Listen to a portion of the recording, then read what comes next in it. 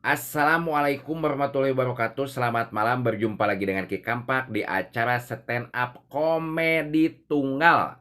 Harum mewangi sepanjang hari. Pusing, pusing, pusing, pusing, pusing, pusing, pusing, pusing. Loba artis anu nyieun konten nyatu ya. Nyatu teh naon Ki? Daang. Daang teh naon Ki? Dahar.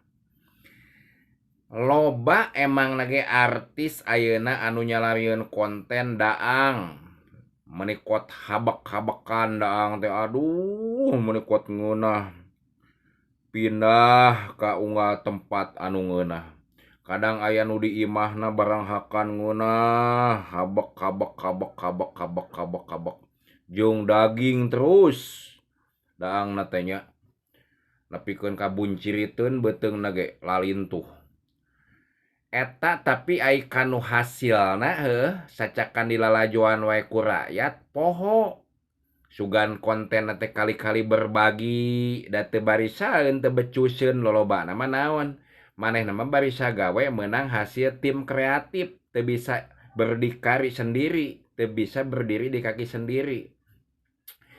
Jadi kumaha nya zaman keur susah kieu batur mah kadang daang jeung teri ge teu manggih ieu mah daging barang hakan ngadeluk nepikeun ka nginum teurab lak lak lak lak urulu nikmat cenah nya nikmat tapi nu lalajo mah kan anu jelema sangsara teu boga mah kadang nek daang ge ngob-ngoban boboraah bisa nikmat kadang nek ibadah ge nepikeun ka pabeulit ejeung ieu ejeung ngala duit usaha koreh-koreh cok nyadi koreh nyadi pacok gitu kan beda jeung anu loba duit kadang-kadang teu bisa ngarasakeun anu malarat anu teu boga bener kan gitu ngomong teh Ki Kampak.